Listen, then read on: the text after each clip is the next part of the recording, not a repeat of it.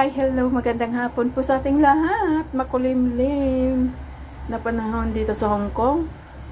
Ayan, ako po yung magluluto ng fried udon noodles. Ayan na po, nagisa ko na po yung gulay natin, ang beef, carrots, konting cabbage, at nagpapakulo na po. Pinapalambot ko na po yung udon kasi kailangan pong malambot yung udon para po kasi si Grandpa ay makakain. Tananan! Ayan na po siya. So, kailangan ko lang pong ilaga yan hanggang sa lumambot na po siya. Kasi, para makakain po ang ating grandpa. At ilagay na po natin ang ating pangsahog. Ayan na siya. Halo-halo mix. At takpan muna po natin siya para maluto pa po ng maigi para lumapot pa po yung sauce ng noodles.